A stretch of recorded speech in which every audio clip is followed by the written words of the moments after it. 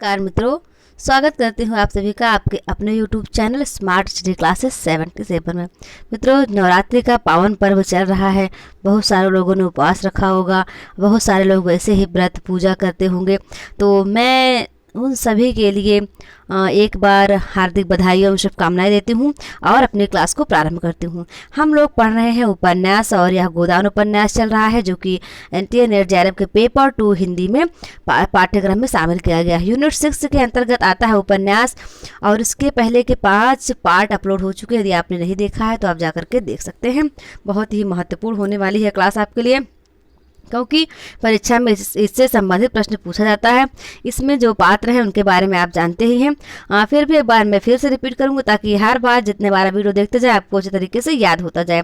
इसको गोबर, होरी, धनिया, मेहता, मालती, झुनिया, भोला, हीरा, पुनिया, राय साहब, मिर्जा, तंखा, खुर्शीद आदि जो है इसके महत्वपूर्ण पात्र हैं। चलिए अब हम आज की क्लास प्रारंभ करते हैं। इसके पहले का 5 भाग आपने देख लिया, आज ये 6ठा भाग है। ठीक है मित्रों, प्रारंभ करती हूँ आज की क्लास। तो इसके पहले की वीडियोस में आपने देखा कि मिर्जा साहब, राय साहब, तंखा, मेहता, मालती, खन्ना सभी लोग गए हैं शिकार खेलने के लिए। वहाँ पर मिस मालती और मेहता के साथ क्या होता है इसको आप पढ़ चुके हैं, और राय साहब और खन्ना के साथ क्या होता है उसको पढ़ चुके हैं। अब चलिए देखते हैं तीसरी टोली में क्या होता है। तो तीसरी टोली जो थी वो मिर्जा खुर्शीद और मिस्टर तंखा की थी। मिर्जा खुर्शीद के लिए भूत और भविष्य सादे कागज की भांति था। वह वर्तमान में रहते थे, न भूत का पछतावा था न भविष्य की चिंता। जो कुछ सामने आ जाता था उसमें जी जान से लग जाते थे। मित्रों की मंडली में वह विनोद के पुतले थे। काउंसिल में उनसे ज्यादा उत्साही मेंबर कोई न था। जिस प्रश्न के पीछे पड़ जाते मिनिस्टरों को रुला देते थे। किसी के साथ रियायत करना नहीं जानते थे। बीच बीच में परिहास भी करते थे। उनके लिए आज जीवन था, कल का पता नहीं। गुस्सेवर भी ऐसे थे कि ताल ठोककर सामने आ जाते थे, नम्रता के सामने दंडवत करते थे। लेकिन जहां किसी ने शान दिखाई और वह हाथ धोकर उसके पीछे पड़े। ना अपना लेना याद रखते थे न दूसरों का देना। शौक था शायरी का और शराब का। औरत केवल मनोरंजन की वस्तु थी। बहुत दिन हुए हृदय का दिवाला निकाल चुके थे। मिस्टर तंखा दांव पेच के आदमी थे। सौदा पटाने में, मामला सुलझाने में, अड़ंगा लगाने में, बालू से तेल निकालने में, गला दबाने में, दुम झाड़ कर निकल जाने बड़े सिद्धहस्त थे। कहिए रेत में नाव चला दे, पत्थर पर धूप उगा दे, तालुकेदारों को महाजनी से कर दिला दे, नई कंपनियां खोलना, चुनाव के अवसर पर उम्मीदवार खड़े करना, यही उनका व्यवसाय था। खासकर चुनाव के समय उनकी तकदीर चमकती थी। किसी पोढ़े उम्मीदवार को खड़ा करते, दिलो जान से उसका काम करते, 10-20 हजार बना लेते। अब कांग्रेस का जोर था, कांग्रेस के उम्मीदवारों के सहायक थे। जब सांप्रदायिक दल का जोर हुआ तो हिंदू सभा की ओर से काम करने लगे। मगर इस उलटफेर के समर्थन में के लिए उनके पास ऐसी दलीलें थी कोई उंगली न दिखा सकता था। शहर के सभी रईस, सभी हुक्काम, सभी अमीरों से उनका याराना था। दिल में चाहे लोग उनकी नीति पसंद न करें, वह स्वभाव कितने नम्र थे, कोई मुंह पर कुछ ना कह सकता था।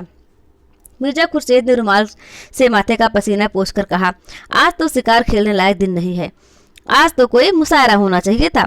वकील ने समर्थन किया, जी हाँ, वही बाग में बड़ी बहार होगी। थोड़ी देर के बाद मिस्टर तंखा ने मामले की बात छेड़ी।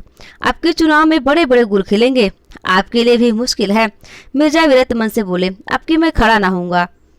तंखा ने पूछा, क्यों? मुक्त की बब्बक कौन करे, फायदा ही क्या। मुझे अब इस डेमोक्रेसी में भक्ति नहीं रही।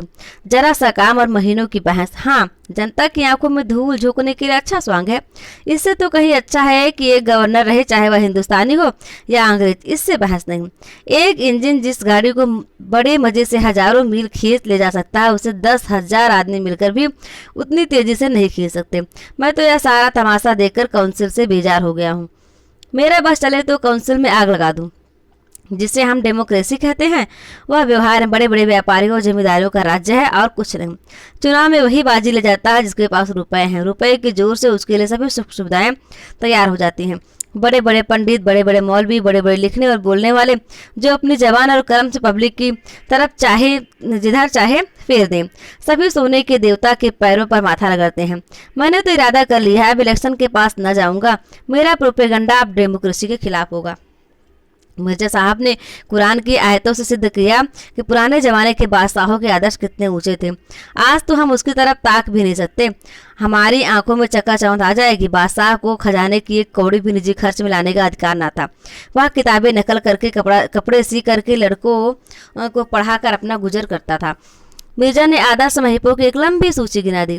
कहाँ तो वह प्रजा को पालने वाला बादशाह और कहाँ आजकल के मंत्री और मिनिस्टर। 5, 6, 7 हजार माहवार मिलना चाहिए। या लूट है या डेमोक्रेसी। हिरणों का एक झुंड चरता हुआ नजर आया। मिर्जा के मुख पर शिकार का जोश चमक उठा। बंदूक संभाली और निशाना मारा। एक काला सा हिरन गिर पड़ा।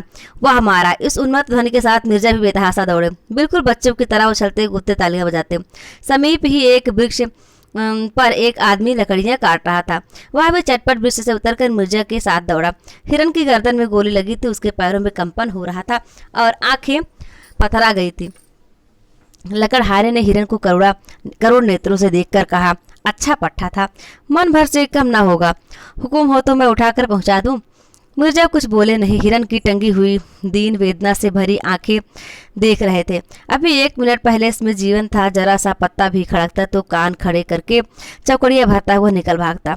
अपने मित्रों और बाल बच्चों के साथ ईश्वर की उगाई हुई घास खा रहा था। मगर अब निष्पंद पड़ा है। उसकी खाल उधेड़ लो, उसकी बोटियां कर डालो, उसका कीमा बना डालो, उसे खबर ना होगी। उसके क्रीड़ा में जीवन में जो आकर्षण था, जो आनंद था, वह क्या इस निर्जीव शव में है। कितनी सुंदर गठन थी, कितनी प्यारी आंखें, कितनी मनोहर छवि। उसकी छलांगे हृदय में आनंद की तरंगे पैदा कर देती थी। उसकी चौकड़ियों के साथ हमारा मन भी चौकड़ियां भरने लगता था। उसकी स्फूर्ति जीवन सा बिखेरती थी और जैसे फूल सुगंध बिखेरता है। लेकिन अब उसे देखकर ग्लानि होती है। लकड़हारे ने पूछा, कहाँ पहुँचाना होगा मालिक? मुझे भी 2-4 पैसे दे देना। मिर्जा जी जैसे ध्यान से चौंक पड़े। बोले, अच्छा उठा लो। कहाँ चलेगा? जहाँ हुक्म हो मालिक। नहीं, जहाँ तेरी इच्छा हो वहाँ ले जा, मैं तुझे देता हूँ। लकड़हारे ने मिर्जा की ओर कुतूहल से देखा। कानों पर विश्वास न आया। अरे नहीं मालिक, हुजूर ने शिकार किया है तो हम कैसे खा ले? नहीं, मैं खुशी से कहता हूँ तुम इसे ले जाओ। तुम्हारा घर यहाँ से कितनी दूर है? कोई आधा कोस होगा। तो मैं भी तुम्हारे साथ चलूँगा। देखूंगा तुम्हारे बाल बच्चे कैसे खुश होते हैं। ऐसे तो मैं न ले जाऊँगा सरकार। आप इतनी दूर से आए, इस कड़ी धूप में शिकार किया, मैं कैसे उठा ले जाऊँ? उठा, देर न कर, मुझे मालूम हो गया तो भला आदमी है। लकड़हारे ने डरते डरते और राह रहकर मिर्जा के मुख की ओर सशंक नेत्रों से देखते हुए कि कहीं बिगड़ न जाए, हिरन को उठाया। सहसा उसने हिरन को छोड़ दिया और खड़ा होकर बोला, मैं समझ गया मालिक, हजूर ने इसकी हलाली नहीं की। मिर्जा जी ने हंसकर कहा, बस तूने खूब समझा, अब उठा ले और घर चल। मिर्जा जी धर्म के इतने पाबंद न थे। 10 साल में उन्होंने नमाज न पढ़ी थी। 2 महीने में 1 दिन व्रत रख लेते थे। बिल्कुल निराहार निर्जर। मगर लकड़हारे को इस ख्याल में जो संतोष हुआ था कि हिरन अब इन लोगों के लिए अखाद्य हो गया है, उसे फीका न करना चाहते थे। लकड़हारे ने हल्के मन से हिरन को गर्दन पर रख लिया और घर की ओर चला। तंखा अभी तक तटस्थ में वहीं पेड़ के नीचे खड़े थे। धूप में हिरन के पास जाने का कष्ट क्यों उठाते? कुछ समझ में ना आ रहा था कि मामला क्या है। लेकिन जब लकड़हारे को उल्टी दिशा में जाते देखा तो आकर मिर्जा से बोले, आप उधर कहाँ जा रहे हैं हसरत? क्या रास्ता भूल गए? मिर्जा ने अपराधी भाव से मुस्कुराकर कहा, मैंने शिकार इस गरीब आदमी को दे दिया। अब जरा इसके घर चल कर रहा हूँ, आप भी आइए ना। तंखा ने मिर्जा को कुतूहल की दृष्टि से देखा और बोले, आप अपने होश में हैं या नहीं? कह नहीं सकता, मुझे खुद नहीं मालूम। शिकार इसे क्यों दे दिया? इसीलिए कि उसे पाकर इसे जितनी खुशी होगी मुझे आपको ना होगी। तंखा किसे आकर बोले, जय ये सोचा था खूब कबाब उड़ाएंगे, सब आपने सारा मजा किरकिरा कर दिया। खैर, राय साहब और मेहता कुछ न कुछ लाएंगे ही, कोई गम नहीं। मैं इस इलेक्शन के बारे में कुछ अर्ज करना चाहता हूँ। आप नहीं खड़ा होना चाहते ना सही, आपकी जैसी मर्जी, लेकिन आपको उसमें क्या तामुल है? जो लोग खड़े हो रहे हैं उनसे इसकी अच्छी कीमत वसूल की जाए। मैं आपसे सिर्फ इतना चाहता हूँ कि आप किसी पर यह भेद न खुलने दें कि आप नहीं खड़े हो रहे हैं। सिर्फ इतनी मेहरबानी कीजिए मेरे साथ। ख्वाजा जमाल ताहिर इसी शहर से खड़े हो रहे हैं। रईसों के वोट 16 आने उनकी तरफ हैं ही, हुक्काम भी उनके मददगार हैं। फिर भी पब्लिक पर आपका जो असर है इससे उनकी ओर दब रही है। आप चाहें तो आपको उनसे 10-20 हज़ार रुपये महज या जाहिर कर देने के मिल सकते हैं कि आप उनकी खातिर बैठ जाते हैं। नहीं, मुझे अरज कर लेने दीजिए। इस मामले में आपको कुछ नहीं करना है, आप बेफिक्र बैठे रहिए। मैं आपकी तरफ से एक मैनिफेस्टो निकाल दूंगा और उसी शाम को आप मुझे 10,000 रुपये नकद वसूल कर लीजिएगा। मिर्जा साहब ने उनकी ओर हिराकत से देखकर कहा, मैं ऐसे रुपये पर और आप पर लानत भेजता हूँ। मिस्टर तनखा ने जरा भी बुरा नहीं माना, माथे पर बल तक ना दिया। मुझ पर आप जितनी लानत चाहे भेजिए, मगर रुपये पर लानत भेजकर आप अपना ही नुकसान कर रहे हैं। मैं ऐसी रकम को हराम समझता हूँ। आप शरीयत के इतने पाबंद तो नहीं हैं। लूट की कमाई को हराम समझने के लिए हमें शरअ का पाबंद होने की ज़रूरत नहीं है। तो इस मामले में आप अपना फैसला तब्दील नहीं कर सकते? जी नहीं। अच्छी बात है, इसे जाने दीजिए। किसी बीमा कंपनी के डायरेक्टर बनने में तो आपको कोई एतराज़ नहीं। आपको कंपनी का एक हिस्सा भी न खरीदना पड़ेगा, आप सिर्फ अपना नाम दे दीजिएगा। जी नहीं, मुझे यहाँ भी मंजूर नहीं। मैं कई कंपनियों का डायरेक्टर, कई का मैनेजिंग एजेंट, कई का चेयरमैन था। दौलत मेरे पाँव चुमती थी। मैं जानता हूँ दौलत से आराम और तकल्लुफ़ के कितने सामान जमा किए जा सकते हैं, मगर यह भी जानता हूँ दौलत इंसान को कितना खुदगर्ज बना देती है, कितना ऐश पसंद, कितना मक्कार, कितना बेगैरत।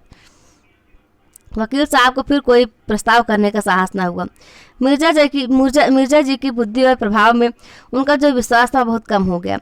उनके लिए धन ही सब कुछ था और ऐसे आदमी थे से जो लक्ष्मी को ठोकर मारता हो, उनका कोई मेल ना हो सकता था। लकड़हारा हिरन को कंधे पर रखे लपका चला जा रहा था। मिर्जा ने भी कदम बढ़ाया, पर स्थूल का तनखा पीछे रह गए।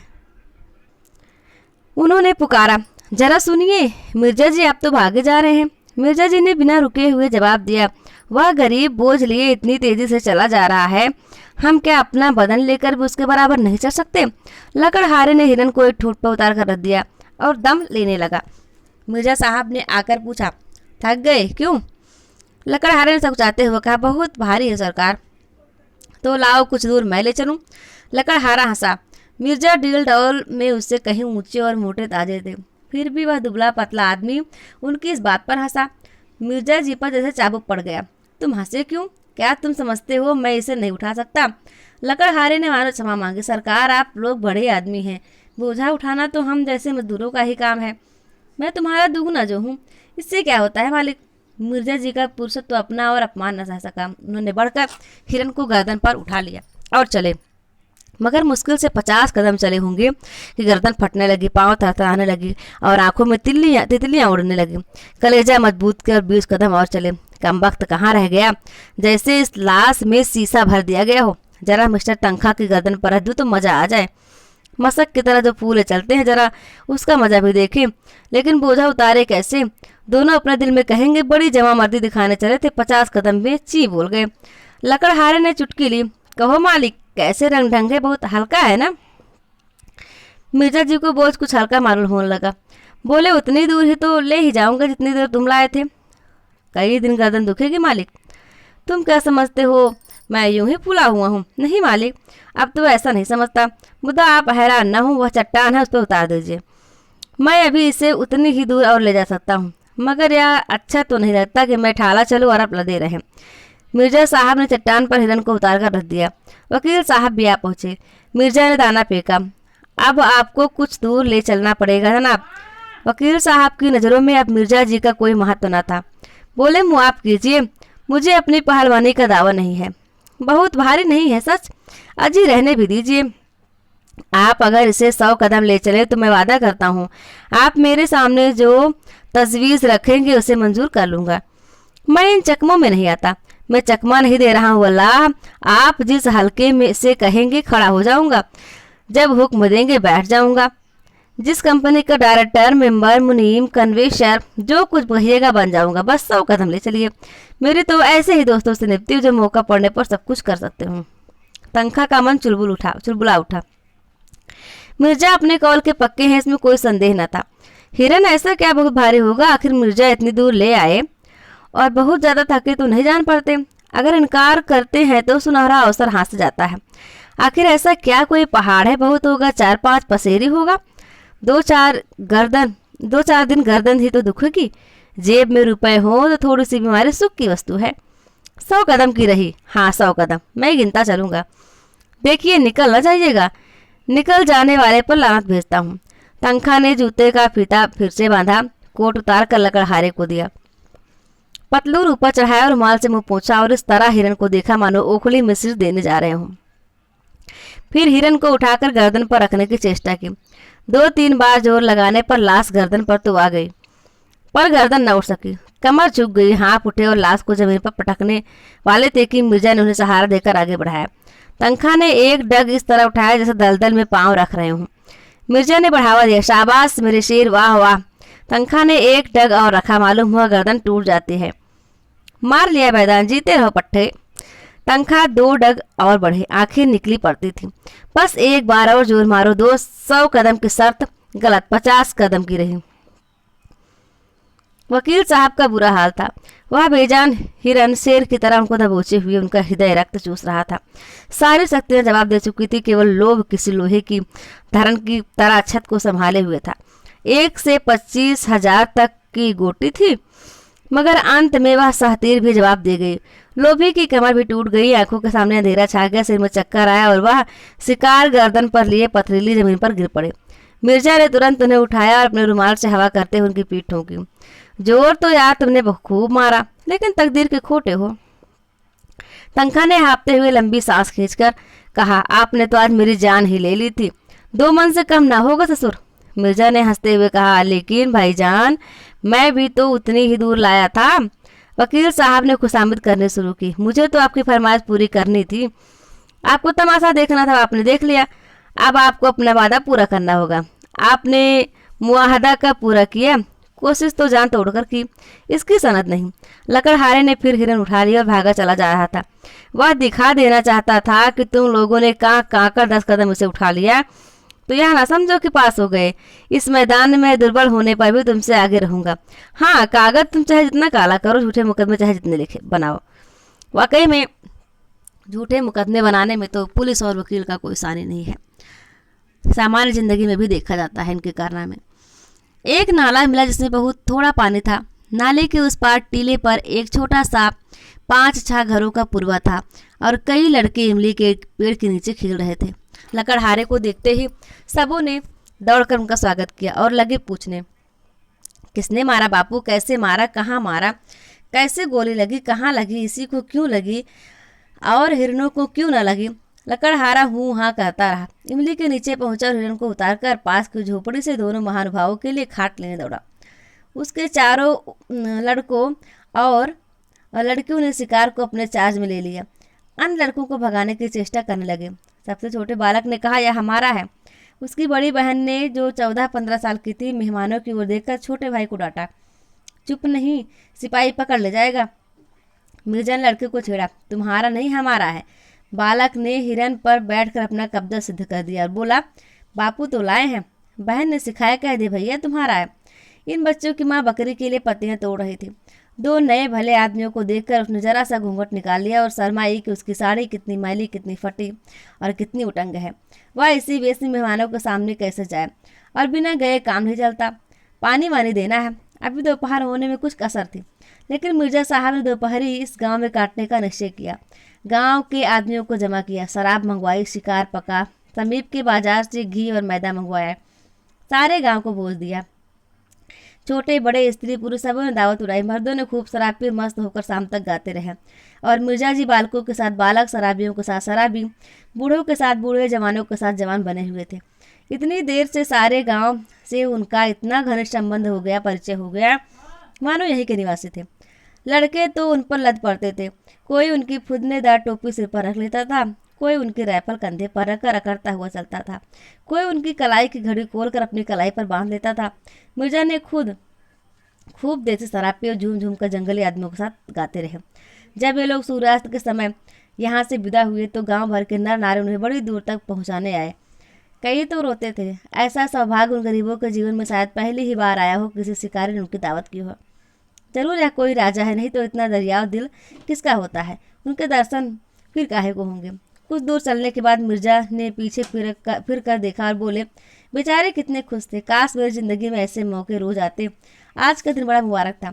तनखा ने बेरुखी के साथ कहा, आपके लिए मुबारक होगा, मेरे लिए तो मनहूस ही था। मतलब कि कोई बात ना हुई। दिन भर जंगलों और पहाड़ों की खाक छानने के बाद अपना समूह लिए लौट जाते हैं। मिर्जा ने निर्दयता के साथ कहा, मुझे आपके साथ हमदर्दी नहीं है। दोनों आदमी जब बरगद के नीचे पहुंचे तो दोनों टोलियां लौट चुकी थी। मेहता मुंह लटकाए हुए थे, मालती विमन से अलग बैठी थी, जो नई बात थी।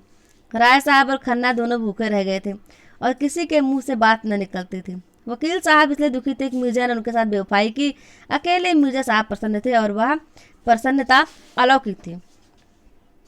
जब से होरी के घर में गाय आ गई है, घर की श्री ही कुछ और हो गई है। धनिया का घमंड तो उसके संभाल से बाहर हो जाता है। जब देखो गाय की चर्चा, भूसा छिज गया है, ऊख में थोड़ी सी चरी बो दी गई थी, उसी की कुट्टी काट कर जानवरों को खिलाना पड़ता था। आंखें आकाश की ओर लगी रहती थी कि कब पानी बरसे और घास निकले। आधा आषाढ़ बीत गया, वर्षा न हुई। सहसा एक दिन बादल उठे और आषाढ़ का पहला दौगड़ा गिरा। किसान खरीफ बोने के लिए हल लेकर निकल पड़े। राय साहब के कारकुन ने कहला भेजा, जब तक बाकी न चुक जाएगी किसी को खेत में हल न ले जाने दिया जाएगा। किसानों पर जैसे वज्रपात हो गया। और कभी तो इतनी कड़ाई न होती थी, अब की यह कैसा हुक्म। कोई गांव छोड़कर भागा थोड़े जाता है। अगर खेती में हल ना चले तो रुपए कहाँ से आएंगे? निकालेंगे तो खेत ही से। सब मिलकर कारकुन के पास जाकर रोए। कारकुन का नाम था पंडित नोखेराम। आदमी बुरे न थे, मगर मालिक का हुक्म था, उसे कैसे टाले। अभी उस दिन राय साहब ने होरी से कैसी दया और धर्म की बातें की थी, और आज आसामियों पर यह जुल्म। होरी मालिक के पास जाने को तैयार हो, लेकिन फिर सोचा उन्होंने कारकुन को एक बार जो हुक्म दे दिया वह क्यों टालने लगे। वह अगुआ बनकर क्यों बुरा बने।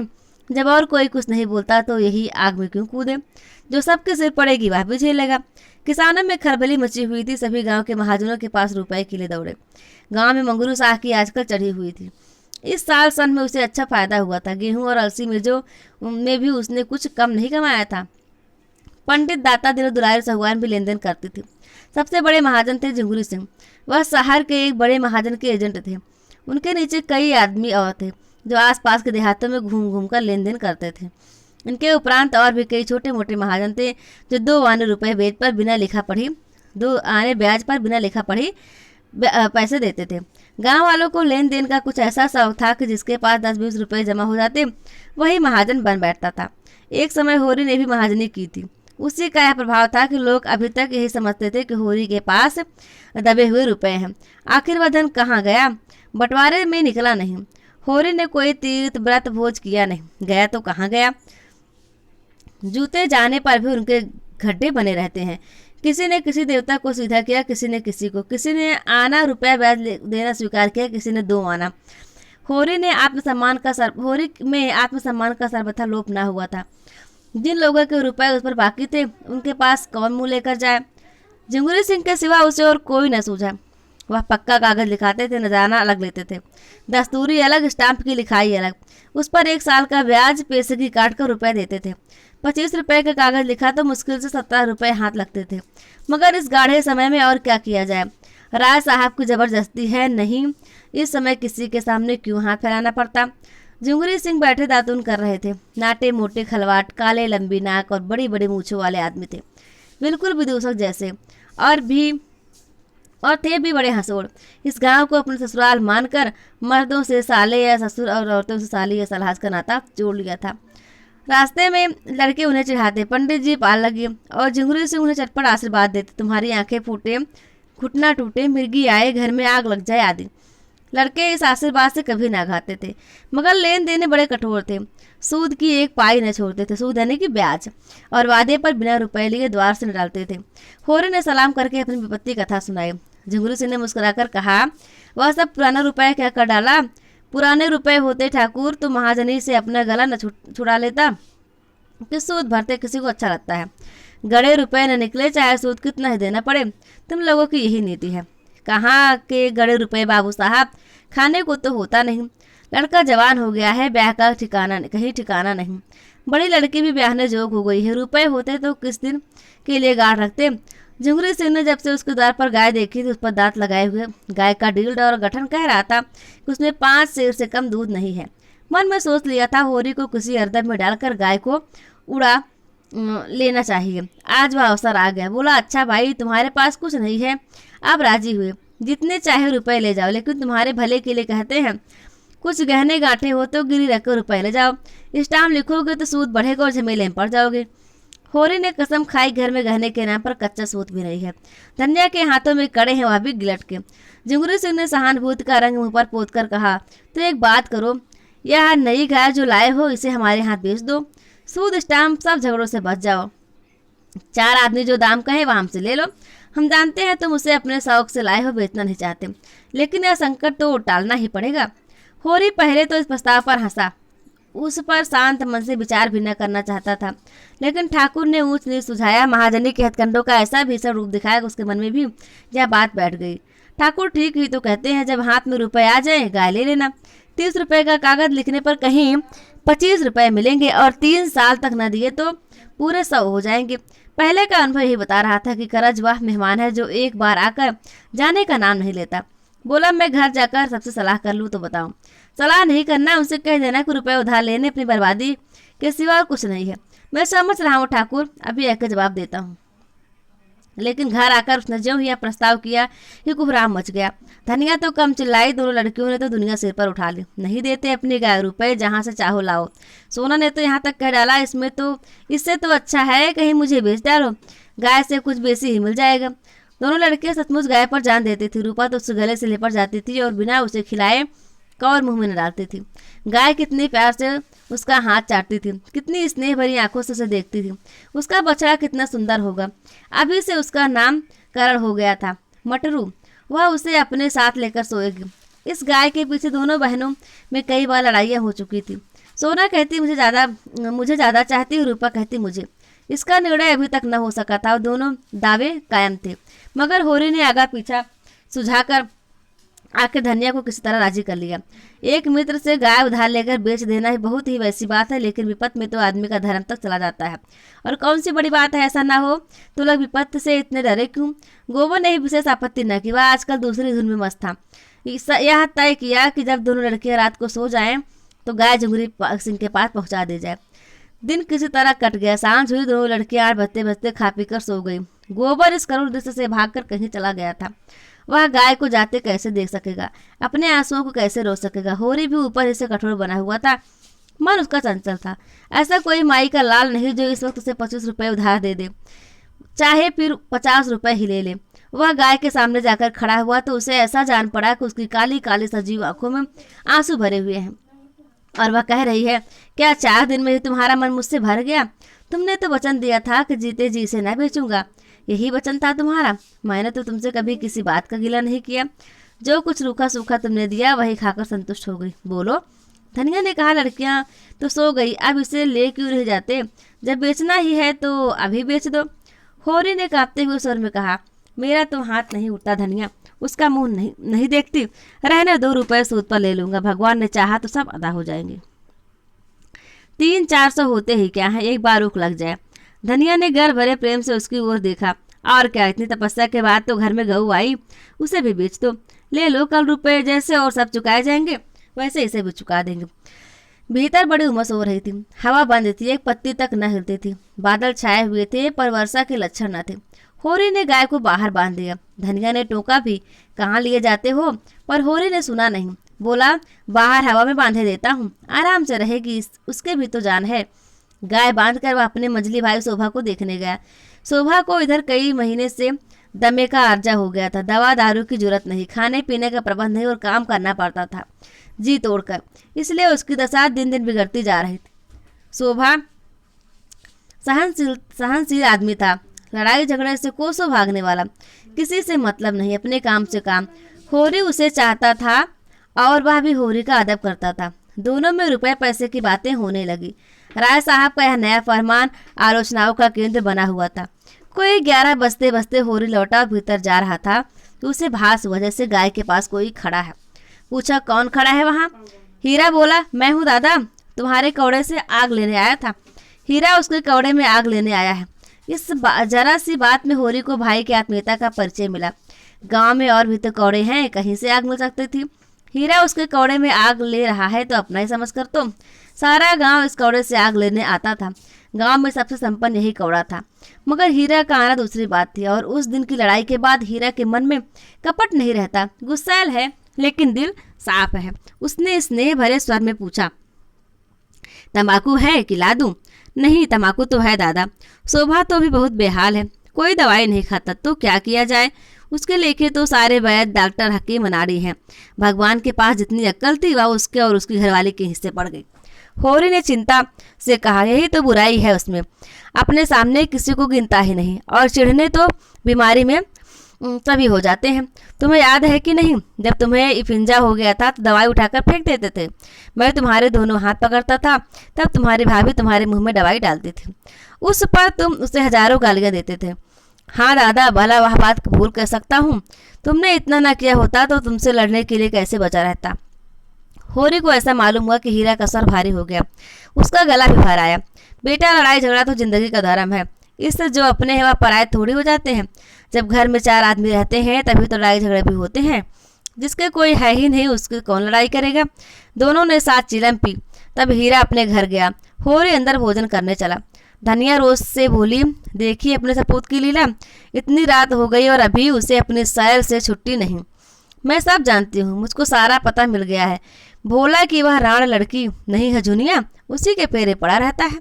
होरी के कानों में भी इस बात की भनक पड़ी थी, पर उसे विश्वास न आया था। बेचारा गोबर बेचारा इन बातों से को क्या जाने। बोला, किसने कहा तुमसे? धनिया प्रचंड हो गई, तुमसे छुपी होगी, और तो सभी जगह चर्चा चल रही है। यह बुग्गा वह 72 घाट का पानी पिए हुए है, इसे उंगलियों पर नचा रही है और यह समझता है वह इस पर जान देती है। तुम उसे समझा दो, नहीं कोई ऐसी वैसी बात हो गई तो कहीं के ना रहोगे।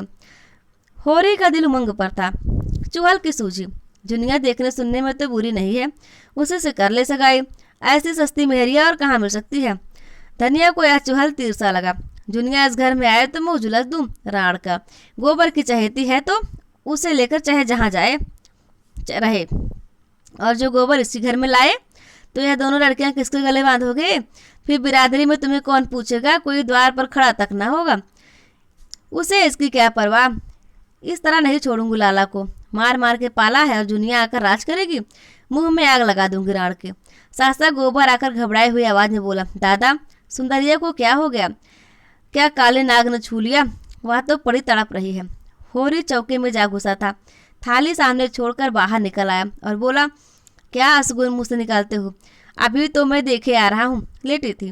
तीनों बाहर गए, चिराग लेकर देखा, सुंदरिया के मुंह से फिचकू निकल रहा था।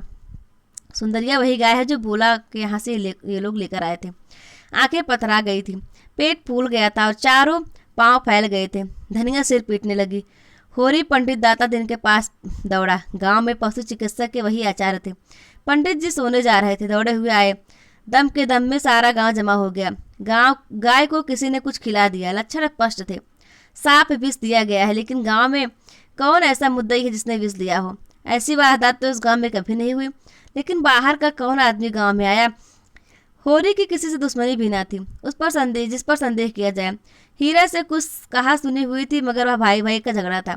सबसे ज्यादा दुखी तो हीरा ही था। धमकियां दे रहा था, जिसने यह हत्यारों का काम किया है उसे पाए तो खून पी जाए। वह लाख गुस्सा है पर इतना नीच काम नहीं कर सकता। आधी रात तक जमघट रहा। सभी होरी के दुख में दुखी थे और बधी को गालियां देते थे। वह इस समय पकड़ा जा सकता तो उसके प्राणों की कुशल ना थी। जब यह हाल है तो कोई जानवरों को बाहर कैसे बांधेगा? अभी तक रात बिरात सभी जानवर बड़े बाहर पड़े रहते थे, किसी तरह की चिंता न थी। लेकिन अब तो एक नई विपत्ति आ खड़ी हुई थी। क्या गाय थी कि बस देखता रहे? पूजने जोग 5 शेर से दूध कम ना था। 100 का एक एक बाछा होता। आते देर न हुई और वज्र गिर पड़ा। जब सब लोग अपने अपने घर चले गए तो धनिया होरी को कोसने लगी, तुम्हें कोई लाख समझाए करोगे अपने मन। तुम गाय खोलकर आंगन से चले, तब तक मैं जूझती रही कि बाहर न ले जाओ, हमारे दिन पतले हैं, न जाने कब क्या हो जाए। लेकिन नहीं, उसे गर्मी लग रही है। अब तो खूब ठंडी हो गई और तुम्हारा कलेजा भी ठंडा हो गया। ठाकुर मांगते थे, दे दिया होता तो एक बोझ सिर से उतर जाता और निहोरा का निहोरा होता। मगर यह तमाशा कैसे पड़ता? कोई बुरी बात होने वाली होती है तो मती पहले ही मर जाती है। इतने दिन मजे से घर में बनती रही, न गर्मी लगी न जूड़ी आई। इतनी जल्दी सबको पहचान गई थी कि मालूम न होता था कि बाहर चाहिए। बच्चे उसके सींगों से खेलते रहते थे, सिर तक न हिलाते थे। जो कुछ नाद में डाल दो चाट पोंछ कर साफ कर देती थी। लक्ष्मी थी, अभागों के घर में क्या रहती। सोना और रूपा भी यह हालचाल सुनकर जग गए और बिलख बिलख कर रो रही थी। उसकी सेवा का भार अधिकतर उन दोनों पर था। उनकी संगनी हो गई थी। दोनों खाकर उठती तो एक टुकड़ा रोटी उसे अपने हाथों से खिलाती, कैसा जीव निकाल कर खा लेती थी, और जब तक उसके हाथ का कौर ना पा लेती खड़ी ताकती रहती। भाग्य फूट गए। सोना और गोबर और दोनों लड़कियां रो धोकर सो गई। होरी भी लेटा।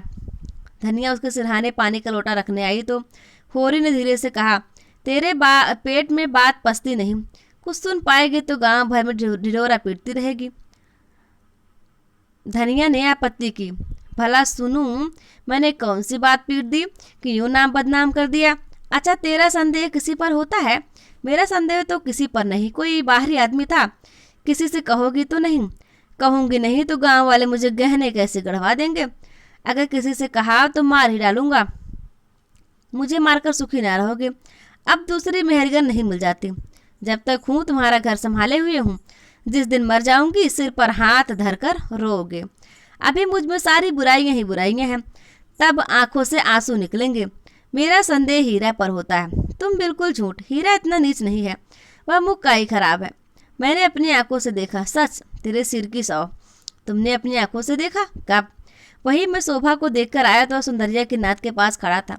मैंने पूछा कौन है तो बोला मैं हूँ हीरा, कौड़े में से आग लेने आया था। थोड़ी देर मुझसे बातें करता रहा, मुझे चिलम पिलाओ। वह उधर गया और मैं भीतर आया और वही गोबर ने पुकार मचाई। मालूम होता है मैं गाय बांधकर शोभा के घर गया हूँ और इसने इधर आकर कुछ खिला दिया। शायद फिरिया देखने आया था कि मरी या नहीं। धनिया ने लंबी सांस खींचकर कहा, इस तरह के होते हैं भाई जिन्हें भाई का गला काटने में भी हिचक नहीं होती। ओहो, हीरा मन का इतना काला है और दाढ़ी जार को मैंने पाल पोस कर बड़ा किया। अच्छा जा सो रहा, मगर किसी से भूल कर भी जिक्र न करना।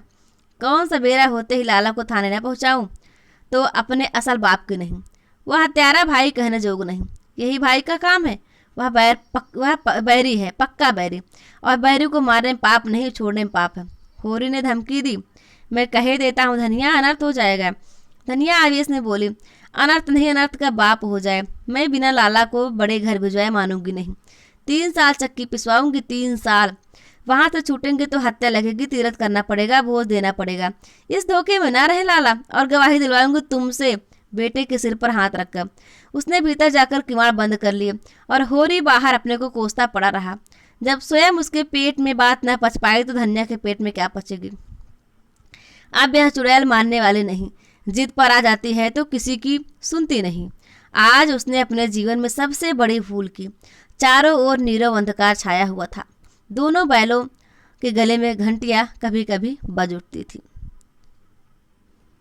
मित्रों, अब इसके आगे का भाग जो है हम पढ़ेंगे आगे अगले भाग में, यानी भाग 7 में।